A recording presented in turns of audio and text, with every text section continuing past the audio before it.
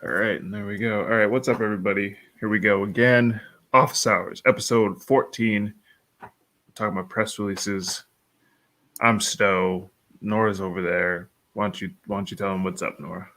Hey, welcome to Office Hours. My name is Nora. I'm co-founder of Culture Fix. We connect artists all around the world to one another, and I'm a creative consultant. So I help artists be successful without giving up their financial freedom or creative control. Basically helping folks stay independent while still doing the things that they love. Word. And you already know who it is. Stowe, get a damn website. Author, artist development, et cetera, et cetera. But yeah, why don't you transition us into, or actually, oh, my bad. You said you're doing the code thing in the middle of it. Well, first, I just want to acknowledge you did a really dope podcast interview with Lorenzo. Soundcheck. Yeah. And I don't know if you want to shout that out or mention it, tell people where they can check it out. But it was really good. The part that you talked about me was my favorite part, obviously. But there's a lot of really good, I think there's a lot of really good information in there too. So I thought you might want to mention that, tell people where they can find it. Yeah. I did an interview with Lorenzo for his, what's it? The Soundcheck podcast. That's what it's called. And we actually talked about a lot of stuff. It was actually a really good interview. Dropped some keys, obviously, but got to kind of talk about my journalism career a bit, how I came to start, or not to start, but, work with Nora to begin Office Hours and, a bunch of stuff. So, yeah, if you want to check that out, do that. Also go check out Drug the Artist podcast. I hopped on with him as well. Just dropped some keys, talked about my career a little bit as well. So, and Nora, of course. And before we jump into it, folks, Stowe and I, shout out to Candace, welcome. Stowe and I are doing a newsletter webinar on October 15th and then again on the 17th. So if that's something you're even remotely interested in or curious about, I'll drop the link in the chat box and you can check it out there. We're going to talk about all the kind of details and logistics that you need to set up your newsletter. You'll get some really practical, tangible how-to things. So if you're thinking about a newsletter, you're sick and tired of social media algorithms, you're anxious about it and kind of need some support around getting started, this is definitely the thing for you. Like all the things that Stowe and I do, it's practical and it's tangible. And because we love our Office Hours community and all of you who've subscribed, I'm going to drop in the chat box a little discount code so you can use Office Hours 6, capital O, capital H, and get yourself a little discount just for our subscribers and our Office Hours community. But anyways, hey, well, Candace, we'll give you a shout out anyway. Candace says, I should be watching from my new Bynact YouTube. Bynact, but I'm not a critic though, is a great place to go to if you're looking for new music, new artists to support. So definitely check them out as well. Hi, everybody. Welcome to Office Hours with Nora and Stowe. Today we're talking about press releases. So let's jump into it. And I think where I want to start the conversation today is just really simply what is a press release? I think it's one of those terms that gets thrown around a lot and people expect you to know what that means. But if you're new to the industry, you might not be familiar with that. And so I wanted to start there, kind of really basic.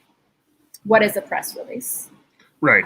And the class link will also be in the description below. I just have to update it. I don't know why it's not letting me do it right now. But a press release, all it is a document that you're sending out essentially to the people that you want to know about your product. That's the simplest way to put it. Now, some people will go as far as to say that, with a press release, it really only goes out to media members. But as we continue to transition more and more to people being independent and stuff like that, that exact same press release can go out to your fans. It can go out to maybe businesses you're trying to partner with. Again, publications that you're trying to send it to. It doesn't just have to be about blogs and stuff like that. You can use that press release for a lot of different things, including your Bandcamp. I think that's an important piece, because I think historically the way press releases worked is you wrote up like a 1-page, 1.5-page document. It said press release really, really clearly at the top, and then you sent it to people that you wanted to write about you. Right. And it still serves that same purpose.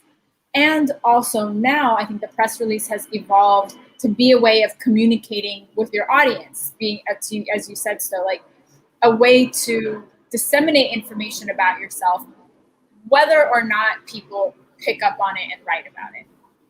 And so I think one of the most significant changes between like a traditional press release and what artists I think now have more access to is you get to be in control of the narrative.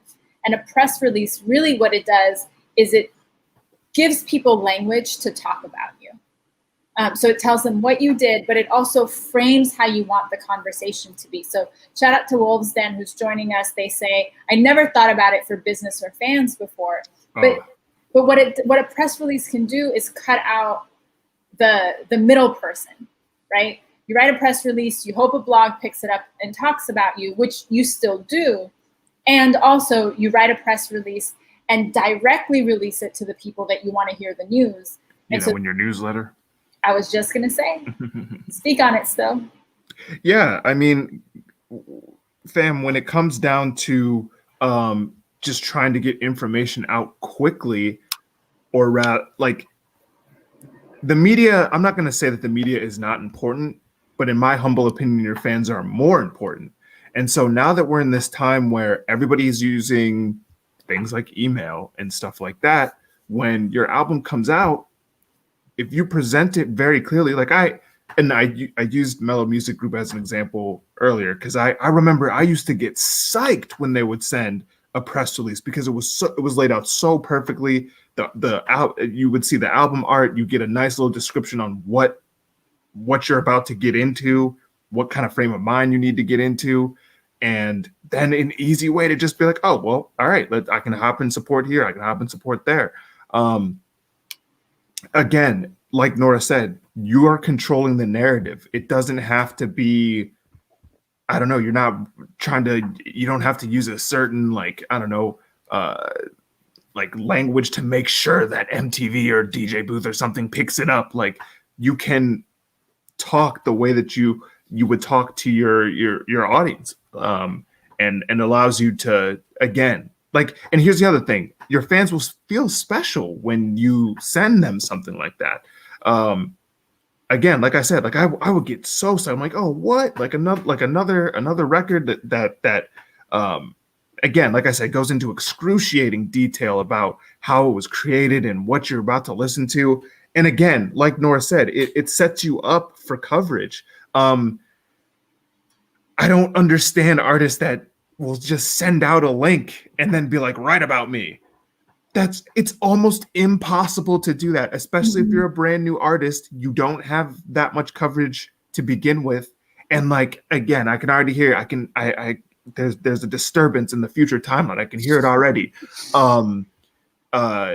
Just in how, what's the point? The music should speak for itself, and it will. But again, when you can kind of set people up into what they're getting into, again, the article, it more or less writes itself, and then all the journalist is doing is going in and kind of filling in the gaps and stuff like that. It's so much easier to write about someone when you have information going in, whether it's background information about the project, how it was made, stuff like that. So the more detail you can put into it, the better. You have to give people context through which to experience and understand the music.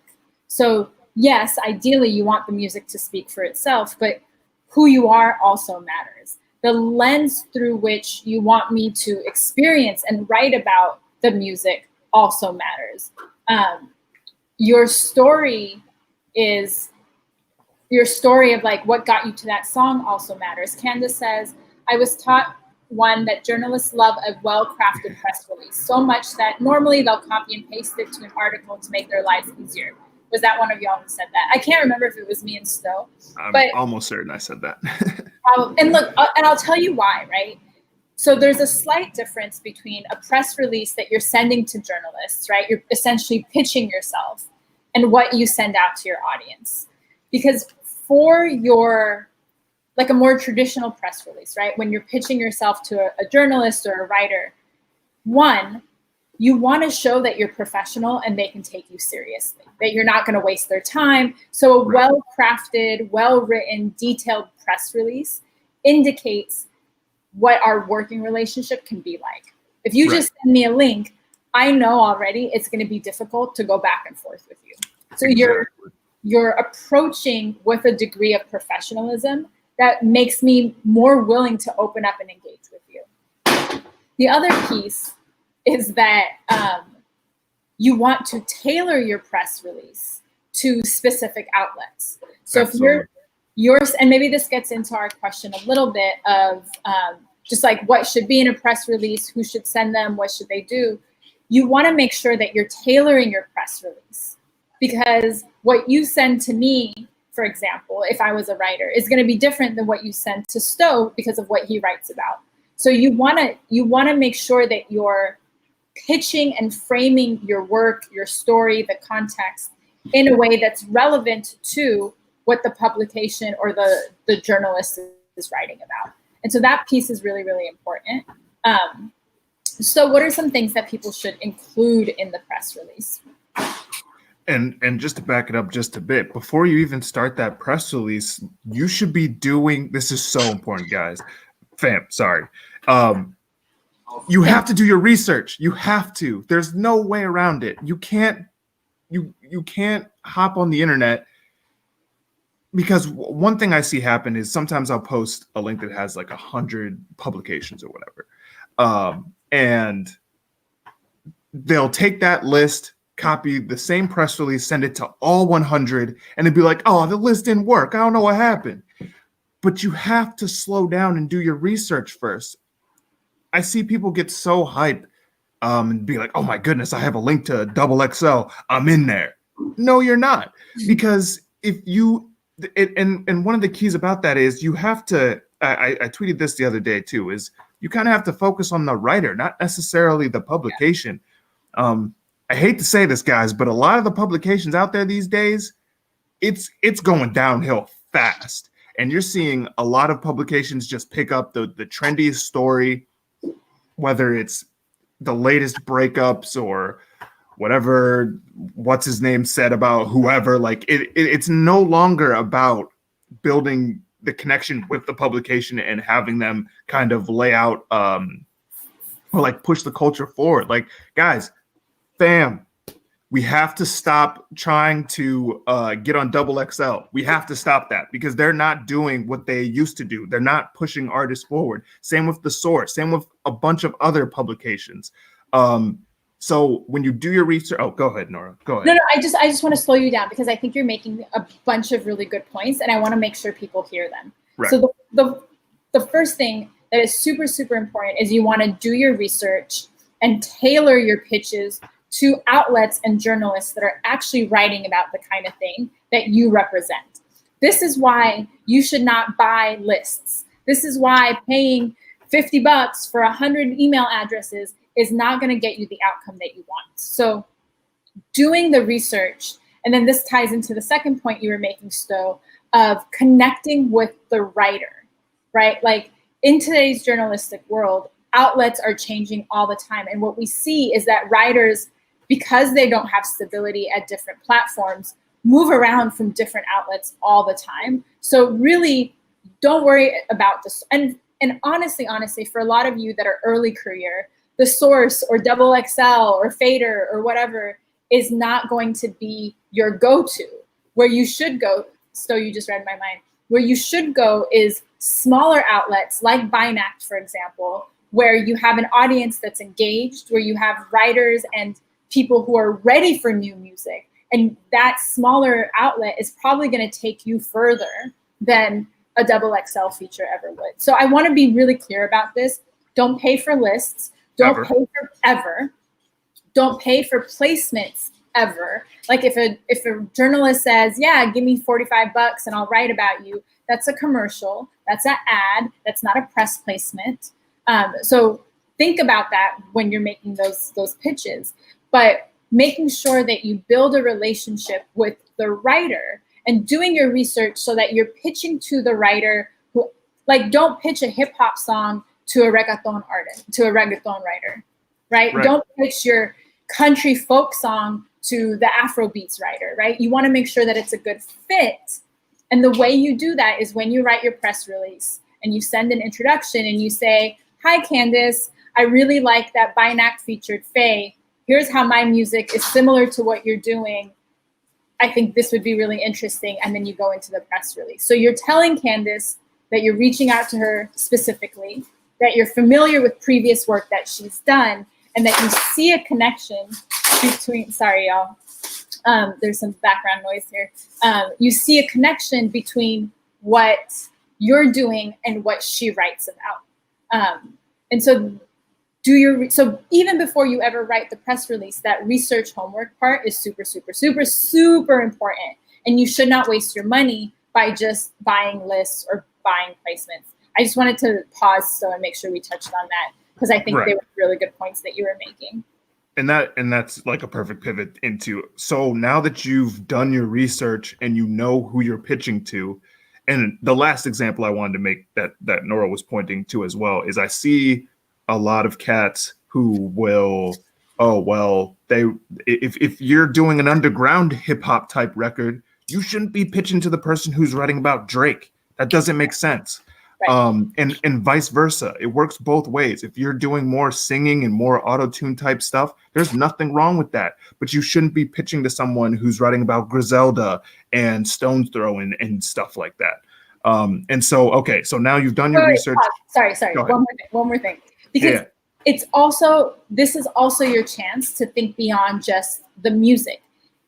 If there's something in your story that's unique, right? You're politically active, or your proceeds are giving back to something, or whatever it is outside of the music that makes you stand out, that is also an opportunity to find a writer and connect on that angle, right? So it doesn't have to be just the music piece. It could be that you hired someone really special to design the costumes and you're doing a collaboration. So maybe there's a fashion angle that you can explore and you pitch to fashion magazines, or, right? Like, there's opportunities here to think beyond just the music as an entry point. So we focus a lot on like pitching to music writers, but a lot of what we're offering, what the key point is to understand the thing that makes your project unique, different, special.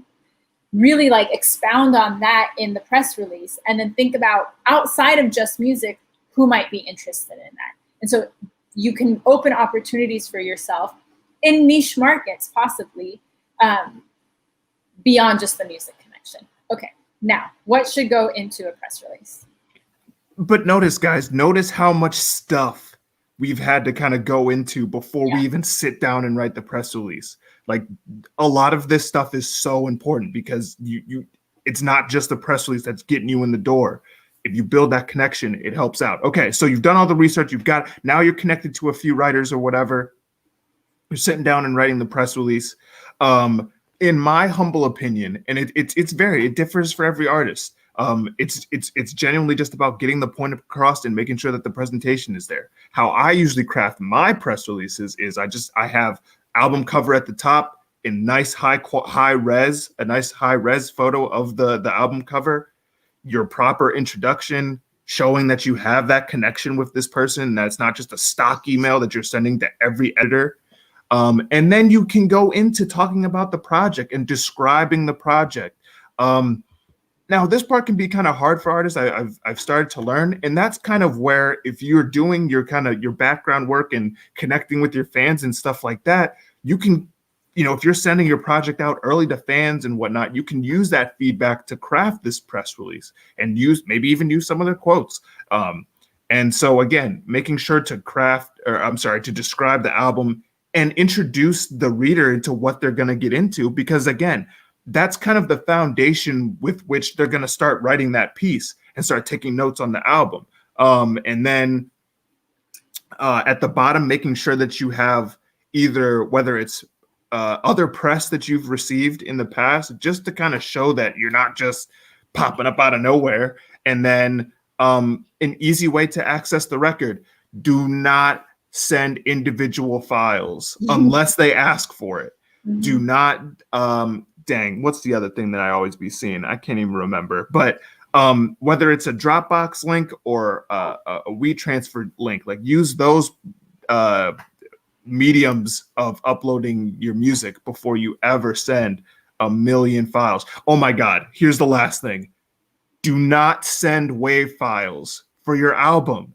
Some people, like me, I got a Chromebook here. I ain't got that much storage. I can't be downloading an almost 2 gig file of your album because you want to make sure that it's in WAV. Like, I get it. Like, I'm an audiophile as well, but for the love of God, like, just send it in decent enough MP3 so that I can put it on my phone and whatnot. Like, we only got so much storage out here. All right. The cloud is not infinite. I mean, in general, you shouldn't ask me to download or save anything in my computer. Like, I won't listen to it if I have to. So you want to make it as easy as possible for the reader. If you want to send me to like a SoundCloud or a Bandcamp or a Spotify, for me, that's fine. Make sure you offer linked options. Like, don't send me to Spotify assuming I have Spotify and then I don't have Spotify. And I'm not going to come back and be like, I'm sorry, can you send me a link to something else? So if you're going to do something like that, give me a link tree or give me something that lets me choose my platform of choice. That's because you want me to listen to your music. Listen to that, folks. Right? The other you have thing, to listen to that. Yeah, that part's really important. So you want it all to, and you want everything to be, oh, this is a good question. Yeah. Tom asks, so would you recommend selecting just a handful of publications to focus on sending your press release to? Yes. Find specific writers that you want to connect with. Because you've done your research. Because you've done your research. Do even, what I always tell people in my networking workshops is spend some time virtually to interact with those writers so that when you pitch them, there's already a pre-existing relationship. And now you're able to send a handful of high quality press releases to high quality people where it's a high match, right? Your chances of connecting are going to be way, way higher. Serial Sensei says, easy accessibility. Got to make it as easy as possible for people to listen to what you want for them to hear. 100%. Go ahead, Steph. No, I was just going to like echo you essentially. Like when you, that's what I'm going to say in reference to building the relationship beforehand is I may not be following you or whatever, but I always remember who's genuinely interacting or who's even just hanging around in tweets and stuff like that. And I guess what I'm trying to say here is I can tell when there's the genuine reaction or they're just kind of around just trying to find an opportunity to slide through a link. And some artists out here really be thinking that they're slick when they're not. And so if you're genuinely taking the time to build that relationship, when that press release comes through, I'm at the absolute least more apt to open it than if it's just random out of nowhere. I've never heard it. Like, even sometimes I get, oh, yo, Stowe, like I see you on Twitter. I mean, that's great. I see a lot of people see me on Twitter. Like there has to be some kind of genuine connection. And I know a lot of people get upset when we talk like this because it's like, oh, well, you're being selective. And it's like, well, you guys, fam, also don't understand how much we're getting every single day. We get inquiries, and including the writers that you're trying to hit up. They're getting hundreds, thousands of inquiries daily. You immediately stand out by having a connection, not by just shooting something through and praying that it sticks. Look, I think we're like the wolves. There's so many people in the world, you have to be discerning, says the wolves. Then part of it, right? This is an industry that's super relationship driven. And so you would be amazed at how far being a good person and connecting with people will get you. And so when you say, hi, Stowe, and you greet Stowe by name, and you spell Stowe's name wrong, right? Don't spell his name wrong. You'd be surprised like how far something so little does in making that connection, right? It's that human piece of showing that you value the writer's time. You especially for, I see some of y'all laughing at me, it's okay. Especially for when you start reaching out to smaller outlets, to Candace's point, that it really is a labor of love to write the best article. So when you show that you value them and you value their time and you respect that they have other things going on, that's going to get you that kind of human to human, like realizing that it's not a robot and it's a person. That's going to get you really far. So one thing I do want to say about the press release itself is really think about the language that you're using and be mindful of, are the words that you're using actually saying something? So I hear a lot of people say, this is a hit record. This is a dope album. It's fire. Or I'm an up and coming artist. Those words don't mean anything. And as a writer, they're not good, like they're not strong words that a writer can use. So you're not really helping them with anything.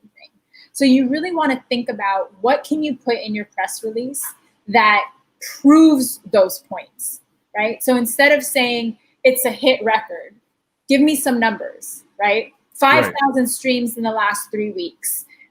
It went viral on Instagram. It got, what is a success story that you can share that then will give me an anecdote, will give me some factual background that I can extrapolate from. Don't tell me you're up and coming. Tell me you sold out your last show, or whatever the accomplishment is. And I know a lot of you, when you're starting out, it might seem like you don't have big 100 streams than someone who had big, huge numbers, right? So really think about what is it that you're saying. This also applies to when you talk about your song. Don't tell me that the song is fire. It's got everybody says that. Everybody says that. Give me a sensory experience before I even press play. Talk to me about the melody or the percussion or who inspired it. You want to evoke. This is where you really want to get creative with your writing skills. You want to evoke what I'm going to experience when I press play. And part of this is so you give me the words as a writer to use, but part of it is so that you prime me so that when I listen to it, I experience the music in the way that you want me to experience it.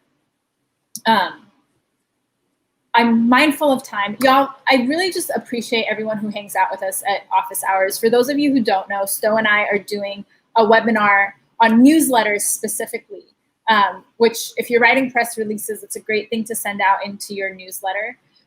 So we're doing a webinar and newsletter October 15th. And then again, if you can't make it on the 15th, on the 17th. I'm going to throw the link in the chat box. If it's not for you, we would love if you share it with some of your networks and your friends.